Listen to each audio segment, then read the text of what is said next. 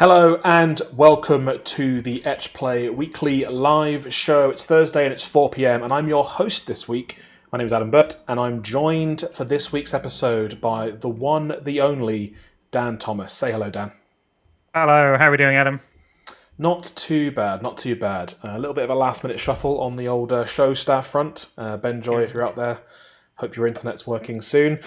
But here's what's coming up on today's show. Thanks for tuning in if you're watching. We've got all the latest game industry news, as usual, although I don't have notes, so I'm going to be hopefully remembering all the news from this week. We're going to be looking at some Second Extinction. This is a game about dinosaurs that came to Game Pass in the last couple of weeks.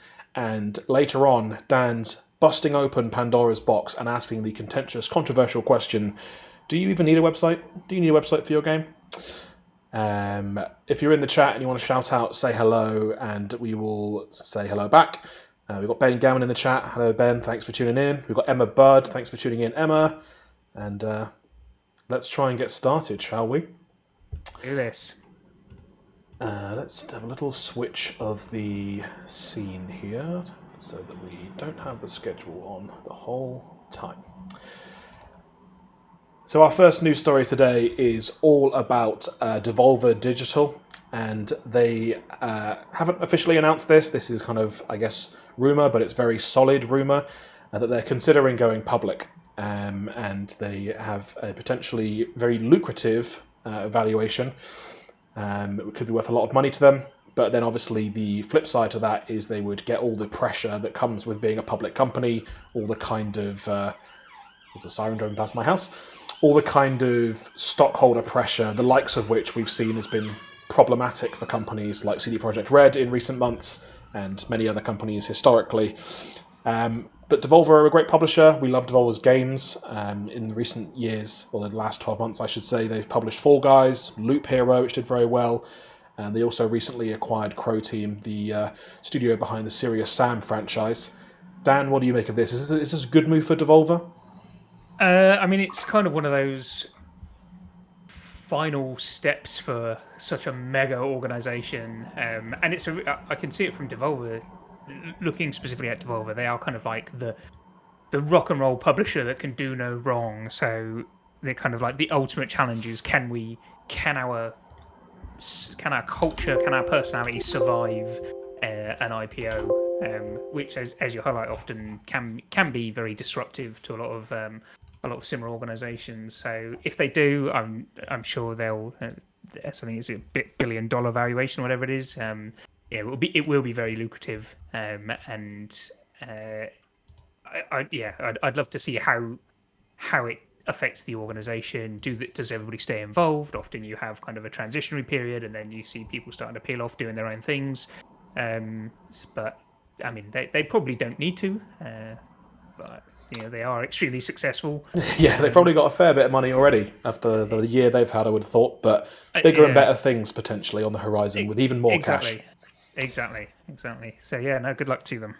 Speaking of raising money, we've also got a story this week about Baseball. If you're not familiar with Baseball, it's this zany fantasy football inspired kind of meta game, I guess, about a fake baseball league called Baseball.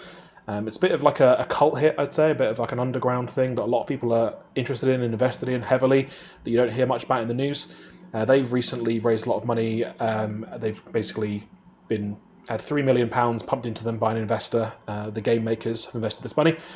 And this is to expand the world of Baseball and to continue to develop on the game, but also for what comes next. And this is an interesting game. I don't know if we've ever talked about it on the show before, but there are, if you're interested in games that are a little bit wacky, maybe not games in the traditional sense of I'm walking a character around pressing A to jump. This is very much almost borderline role-playing game where you have to go imagine most of the action yourself based on the baseball stats. But a fascinating thing to have happened, and surprising to me that it's getting this cash injection to become an even bigger phenomenon potentially. Have you got a favourite Baseball team, Dan? I'm pretty sure you don't. No, I've actually just I've seen Baseball, and I've never actually stopped and thought, what is this? I need to look at it. And you've just summarised it, and in such a way that I guess isn't hugely surprising. The internet loves and the games fandom loves to jump on things that by all intents and purposes, it shouldn't. And yeah, I love it. So have you got a favourite? Have you participated at all? There is who do I liked a lot of the logos because they've all got like these names that sound like baseball team names until you really think about what the words are. So there's like the Hellmouth Solar Flares. I think they've got quite a cool logo. And there's I can't remember the name of it now. There's some really good deep lore in the game about like characters who've died and come back to life as zombie characters and all sorts of. It's like soap opera level drama about these characters in this baseball league, which is that's the sort of weird shit that we were all doing in 2020. When we couldn't go outside. Well, I'm going to look into it. I'm going to find myself a new favourite team and logo, and I'll report back. Cool, sounds good. If you've been trying to get a new console, you've probably been pissed off at all the people buying them and selling them on eBay for thousands and thousands of pounds. This week, Microsoft announced a new pilot program, only in the US so far, to try and tackle what they call scalpers. And the way this is going to work is you can sign up if you have an Xbox account to be put into a sort of, I guess, system of somebody, I want to get a console and let me know one's available. But the way that it works is you can only complete the purchase on an Xbox One. So you have to be an owner of an existing Xbox console in the ecosystem to redeem the console purchase. So I guess the idea here is that, a lot of the bots that are out there buying consoles on Amazon and Target and Walmart and all the big US retailers, those are all bots that work on a computer, and this storefront won't let you through unless you're on an Xbox One, signed into an account, and you've ticked a box somewhere to say, hey, I'm a legit fan and I really want a console, let me know when there's one available. Interesting strategy. I mean, PlayStation are out there saying they're expecting their stock shortages to last into next year now, which is troubling if you're looking for a PlayStation 5 and finding it difficult. Keep fighting the good fight. But what do you reckon, Dan? Is this going to be an effective measure to stop scalping? Well, I mean, yeah, it sounds like it will work. It makes me all sorts of uncomfortable. Like, I'm just picturing some poor little kid. He couldn't afford his Xbox One, and he's finally saved up enough money to get his first ever Xbox. It's like, no, you need to have an Xbox One. But it's.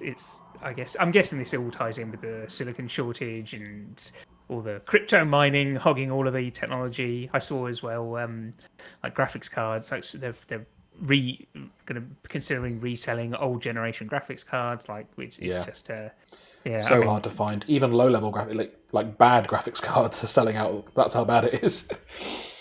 Well, yeah, very very strange. And maybe that's kind of kind of reflective of the times. Nobody's had anything else to do. Everybody's looking to give us this next opportunity of entertainment, but maybe the summer will open things up and bring us somewhat back to rational consumering.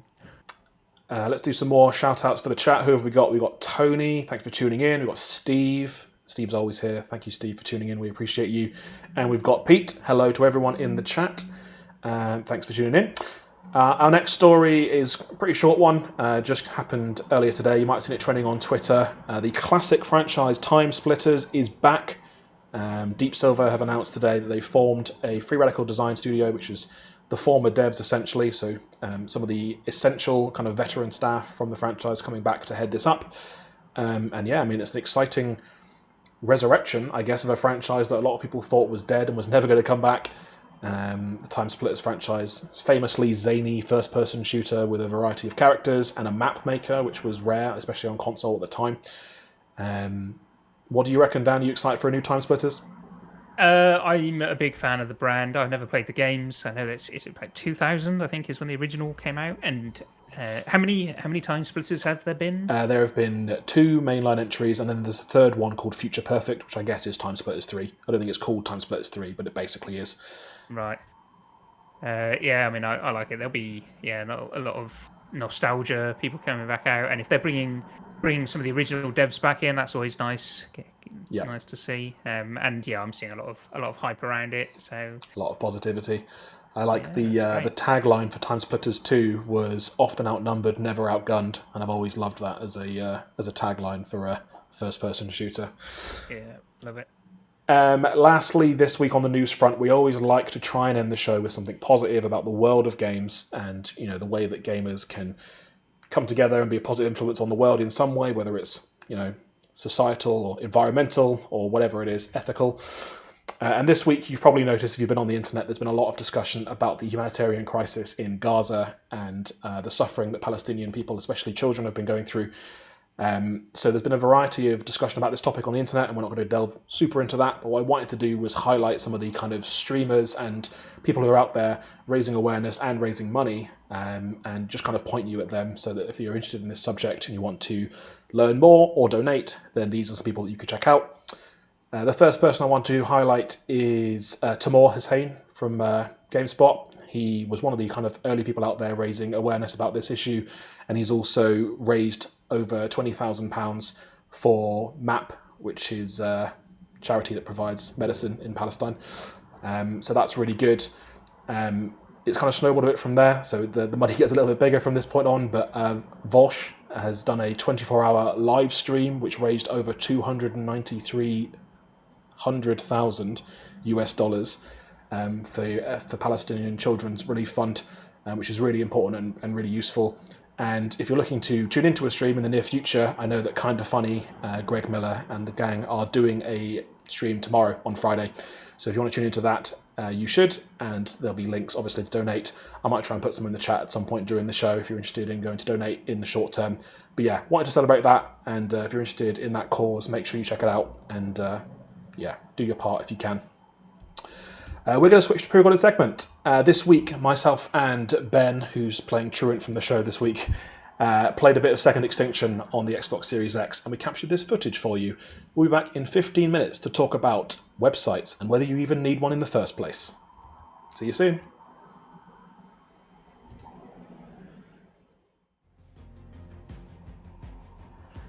Hello and welcome to another Etch Play video. My name is Adam Burt and I'm joined by Ben Joy. Hello, Ben. Hello, Adam. How are you doing?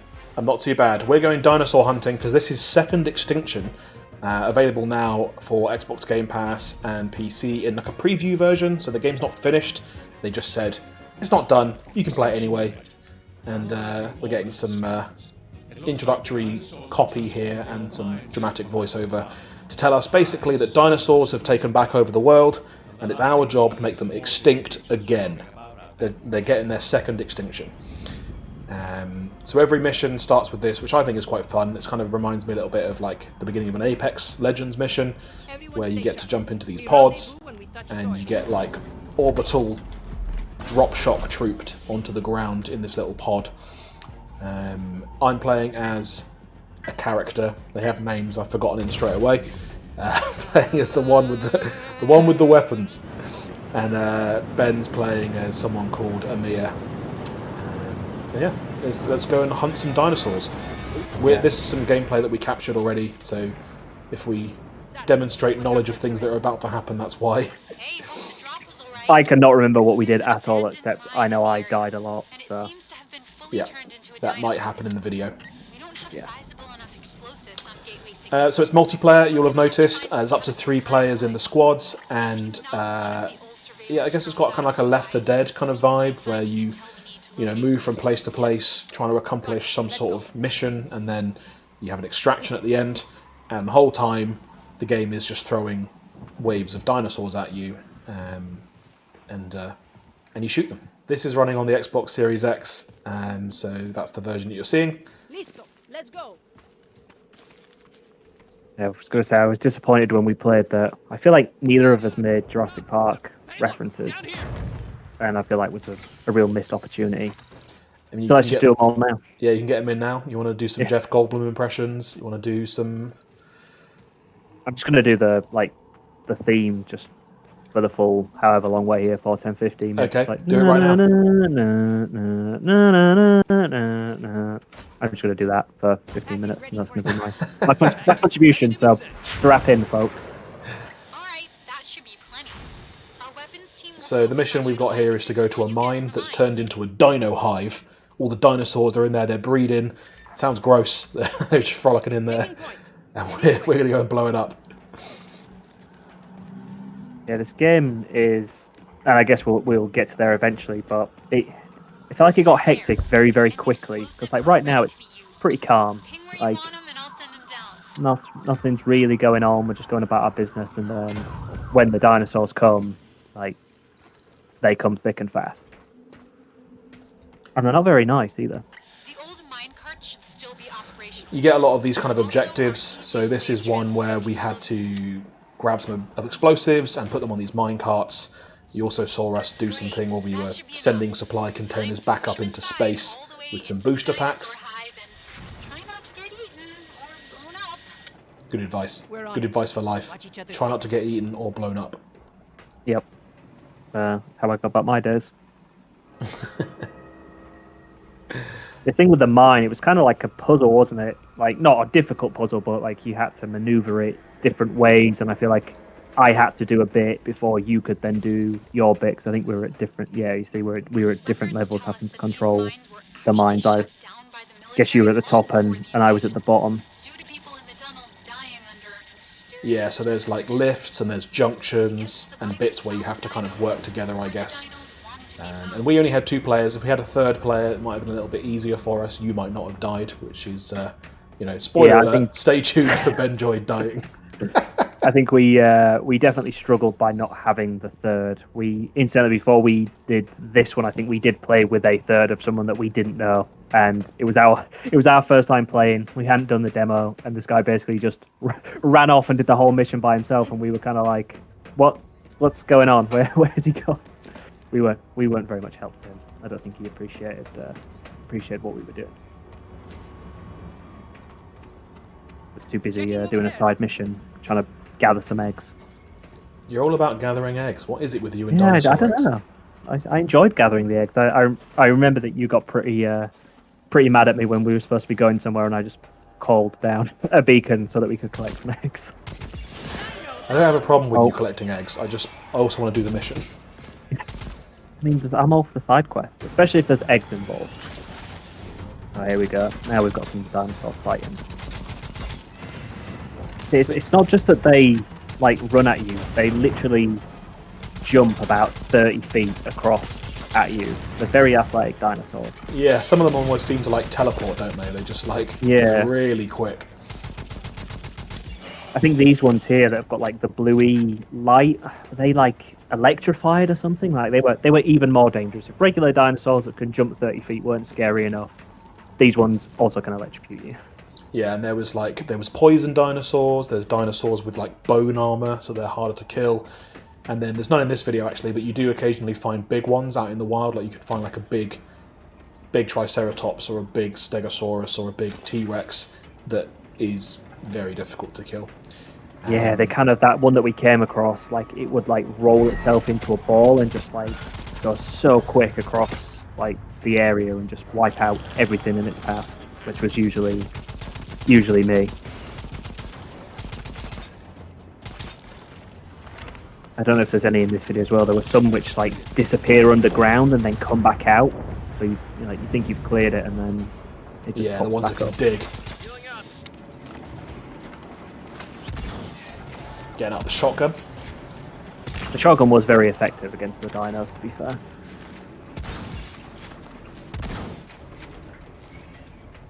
It's good from a distance, I guess. If there's like 5 of them on you, then it's too slow. You're going to get mauled by the time it's ready to fire a second shot. But see, that dinosaur used like a front flip. What was that about? Yeah, Dinosaurs. They're not supposed to do somersaults, are they? Yeah. Oh, I see what it dropped there, because I remember at the end, like, I had picked up nothing, because I didn't realise they were dropping things when they died. I think you had, like, 50 things you'd picked up, and I had, like, 3 that I must have accidentally walked across. Yeah. I was all about the collecting. Getting all those weapon upgrades for the next mission. If it wasn't an egg, I wasn't interested in picking it up.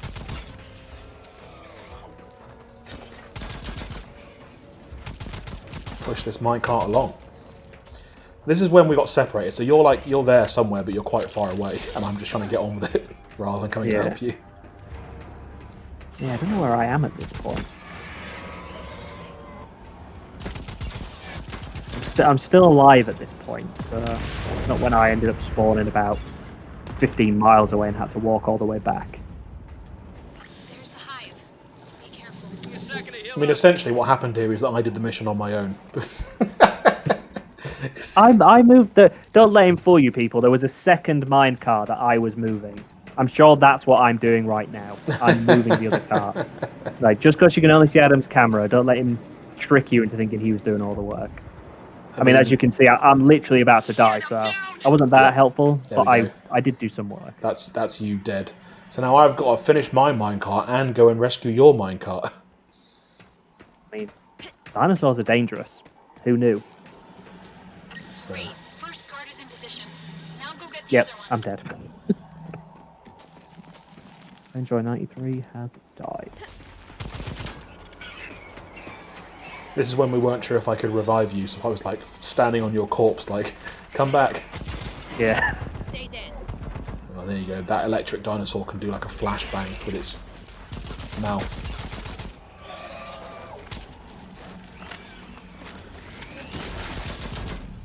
Did you miss me? Don't worry, Ben. You are in the video again towards the end after I've Yep. completed the mission. After I've made the 15-mile walk back across the three different zones of the map from where I spawned in to get back to the mine shaft. The map's quite interesting because I don't know if you saw it at the beginning. You get to choose where you insert, and it's based on how players are doing across the world in the game. So if you like leave an area and like no one really plays there, dinosaurs will like take over it more, and it'll be a high threat level. So there'll be more dinosaurs there, and they'll be stronger. We stuck to the low level areas because the high level areas were too scary. Yeah, I would not have lasted very long in the high level areas. See, look how fast they are and how many of them there are at this point.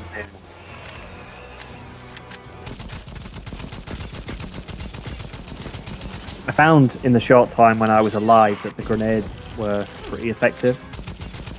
I don't know whether you used many grenades when we were playing. That was one I just used there, which is a shock grenade. Yeah, I think the frag grenade's probably better than the shock. Yeah, the frag grenade did work really well for me when I had it. Let's just go down here and arm your minecart. Explosives are armed. Time to get out of that And mine. then you love seeing an objective to just get out.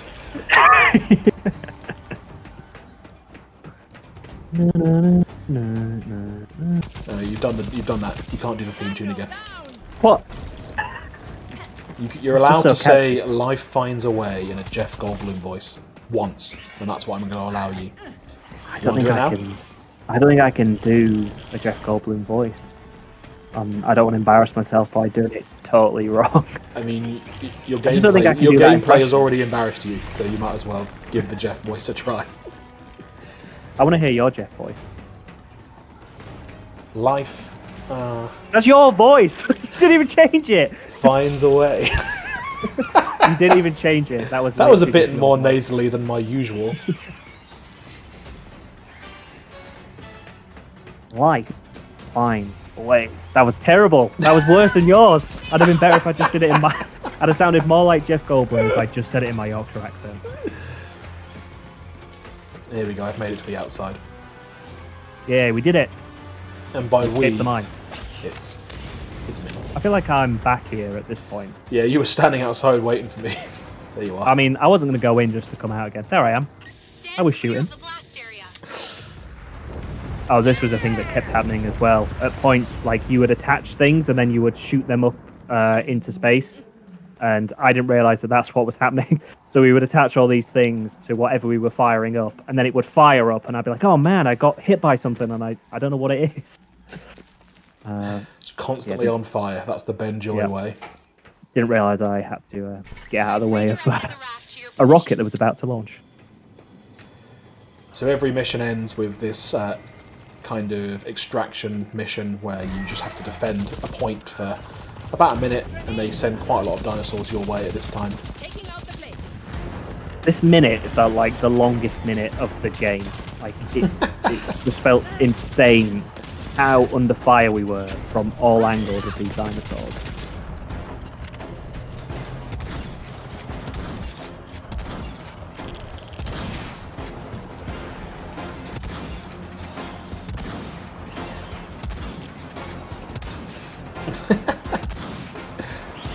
Oh, see, these are some of the ones that go underground. Oh, there's the poison as well. The poison thrower. That's the one I like the least. Yeah, that one's not great. Stand clear. Here it comes.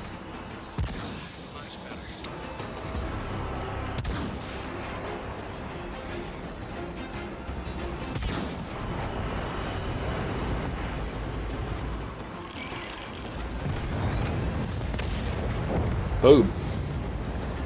You just realised that like a dozen dinosaurs got blown up by the dropship engines on the right hand side, and we didn't collect any of that loot. No. I mean, I didn't realise I was supposed to be collecting any loot, so it would have made no difference to me. I like how they respected the dropship. Like, none of them came in. One of them sort of did at the end, I think. Like, well, we're not allowed outside. We're outside, pet. We did our part, Ben. We fought back against the dinosaurs.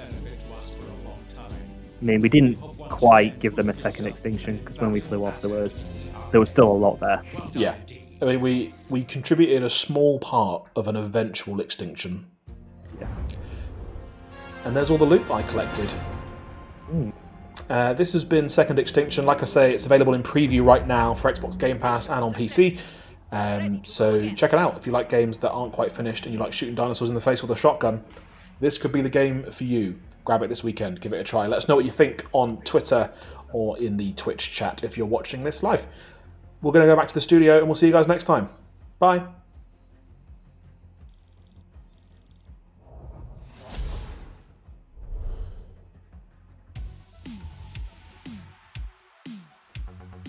Hello and welcome back. You are watching the Etch Play weekly live show. All the latest industry news and discussion from the world of video games every Thursday at 4 PM BST right here on Twitch or on YouTube if you're watching on catch up. We're now joined by Dan Thomas because we're going to have a little discussion, and today's one is a little bit of an issue, a little bit contentious, a little bit controversial maybe even, because Dan Thomas is here to talk about websites and whether you actually really need a website. Dan, welcome to the show again, and Thank you. do you want to just go right? Do you want to just dive right into it? Do you want to just tell us what you're here to say? I'm really scared because this is supposed to be Ben hosting, who I'm far less afraid of calling me to account on my sweeping statements that I'm about to make. But yeah, I mean, I'm a pretty hard-nosed, cutthroat journalist. I don't know if you know that about me.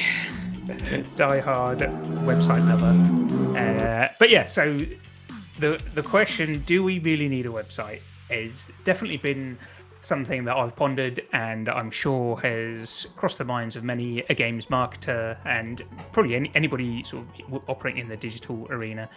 And there's obviously it's a link-baity question. There's a lot of nuance to understand and dig into, a lot of context to get our heads around. But I've given it a lot of thought, and at its simplest, no, I don't think you do need a website. But yeah, we'll dig into it.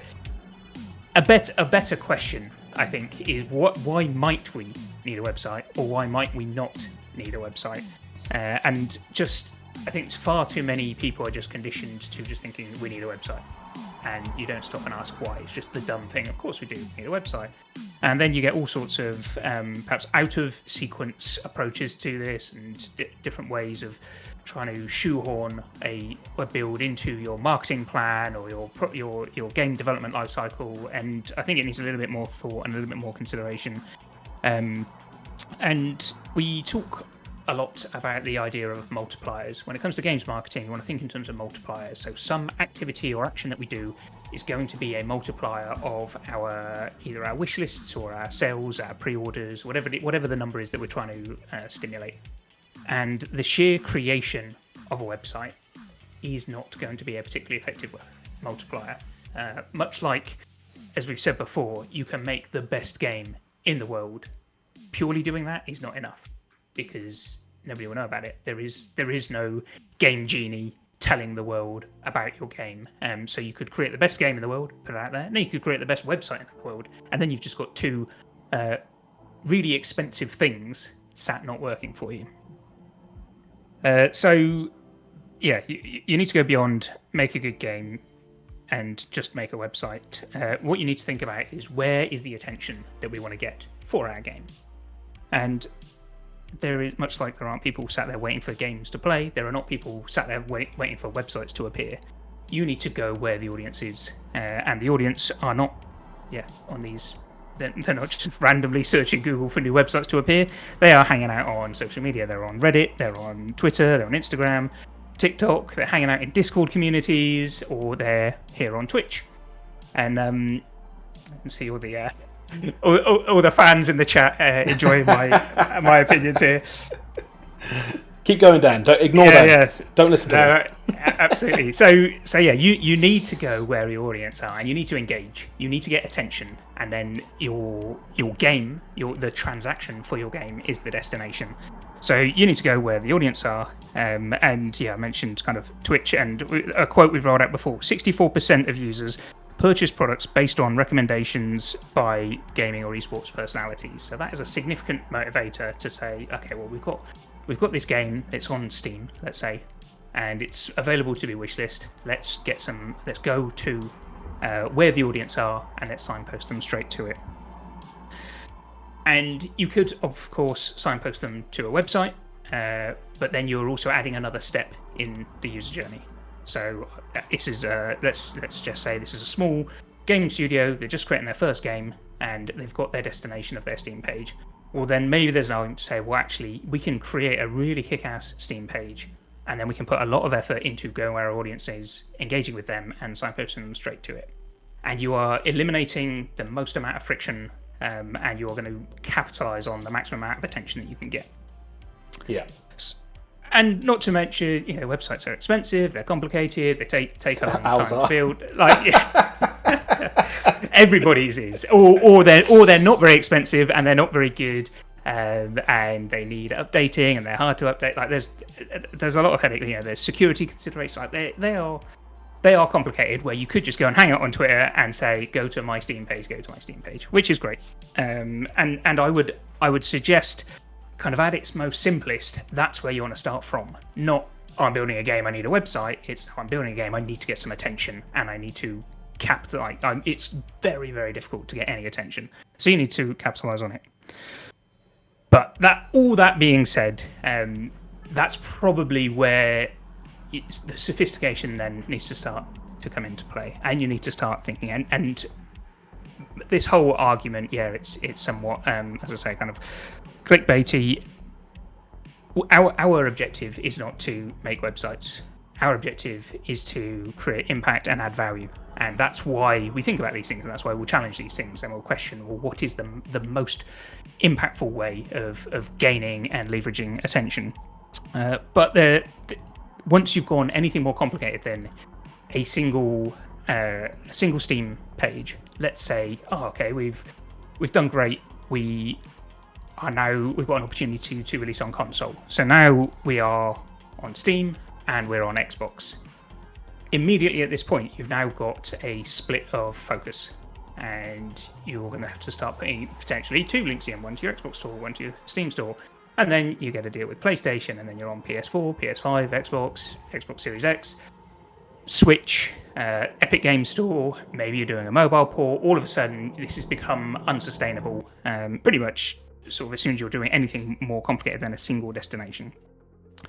So this is where you start to appreciate the value of having a centralized destination that can then inform and signpost and direct the audience accordingly.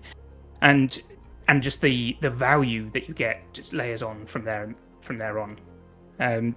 So I'll now retract all of those points, and we'll talk about some of the scenarios. When a website's good.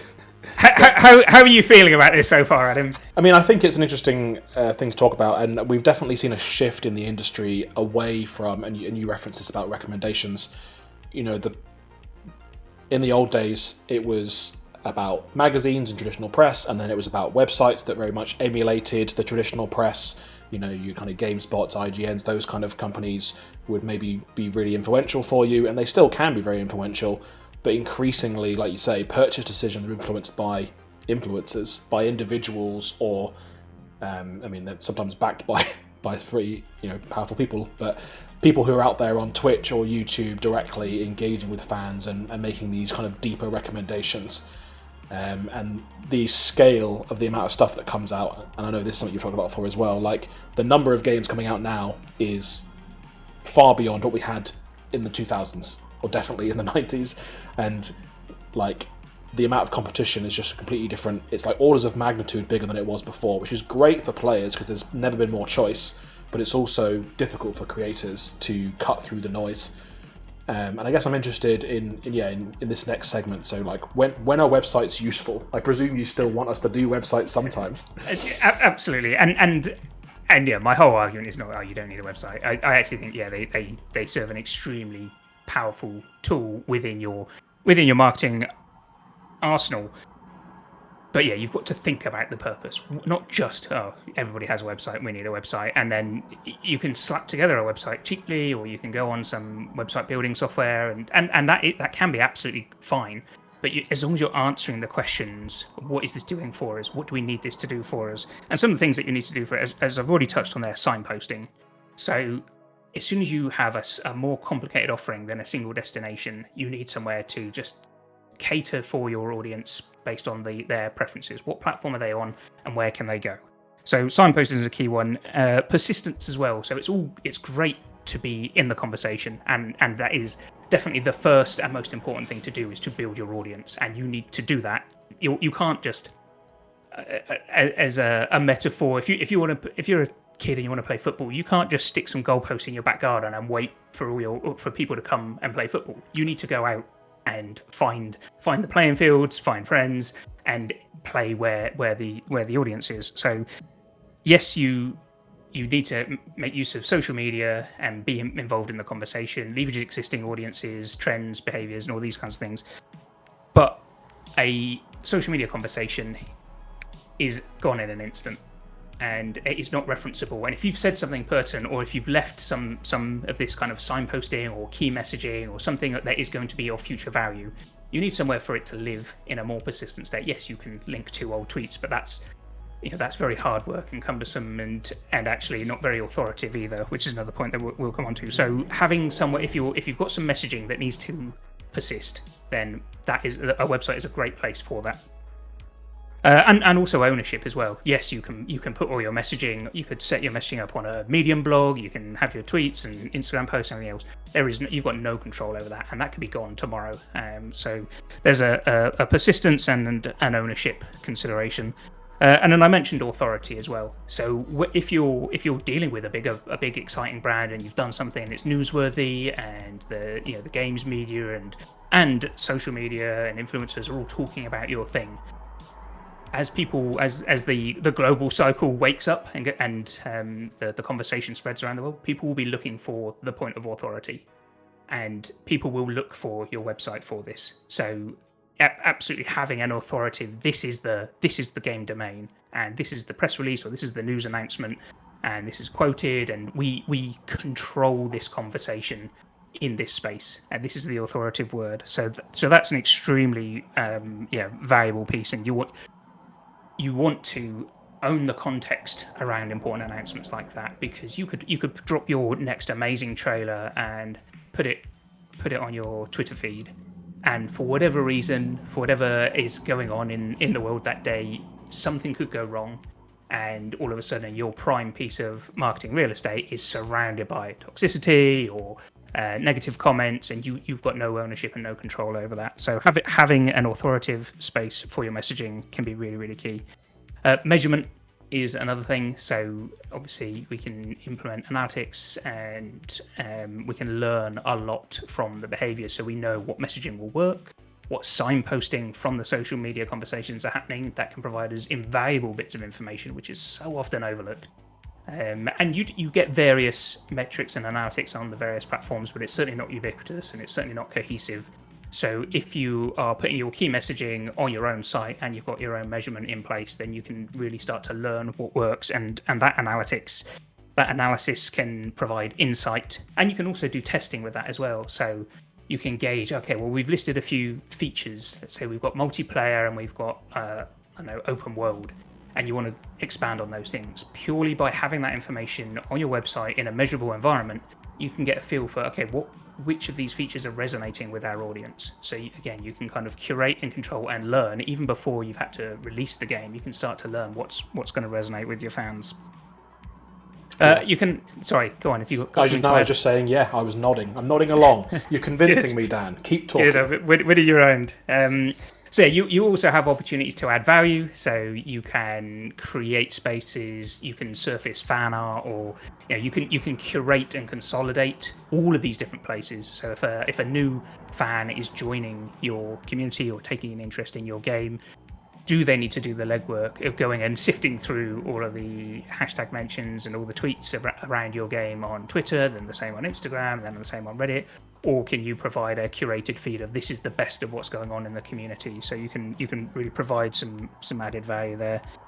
And then you've also got other things. So if you're building a bit of momentum and you're gaining a bit of success, people want to talk to you, and perhaps maybe sometimes in a more official capacity. So you might have biz dev, you might be looking for investment or publishing, and in that instance you want to start to have a more professional environment. Maybe you want to signpost to your studio page or provide contact details, and again, it's just about setting the context that you can have that conversation in. So yeah, absolutely. I'm somewhat trolling by saying there's no point for websites, but I am encouraging that we challenge what is this doing for us, and when is right for us, and what will we need it to do. Not just we need a website. Let's slap some HTML together and then not worry about it for another 3 years whilst it damages our brand. Yeah, that's a good life lesson.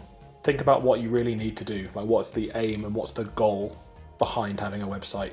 And Ben said this in the chat as well. I can see, if your only reason is that you think that you should, that's not a strong enough reason.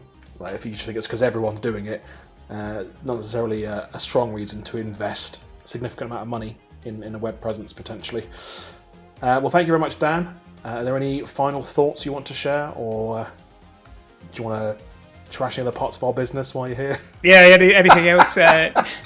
Hopefully that's a reasonably considered argument, and there are a lot of reasons to do these things, but I guess it's with any marketing or any business decision, you need to really understand your why. What is this doing for you? So I always say, kind of be that annoying little kid that they're like, why?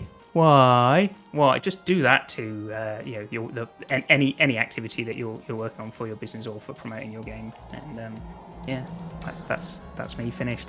Cool, good advice. If you want to talk about websites, you can chat to us. We're always on Twitter, or you can hit us up in any one of the social networks that we're on. We've got a website because we decided it was worth it. Get in touch if you're interested. That's bringing us to the end of today's show. Thanks for tuning in. We really appreciate you taking the time to watch us talk about industry news and games and all these things that we find so fascinating. I've got to do a follower shout out because 11 minutes ago, Acid Rain has followed us. Thank you, Acid Rain. You're part of the Etch Play Twitch family now. Welcome. Anyone else wants to follow us and you're watching us live on Twitch right now, it's the purple button under the video player. It's down there somewhere. Just press it right now. If you do it quickly, I'll give you a shout out. We'll be back next Thursday at 4 p.m. BST, same as always, to give you the latest news and industry discussion. You can catch up on previous episodes on our YouTube channel, so go and check that out if you've missed any previous episodes, and we'll see you again next time. Thanks very much. Say goodbye, Dan. Goodbye. Bye. Oh, that's a good wave. Strong waving. We're all about the waves on the Etch Play show. There you go, transitioning out.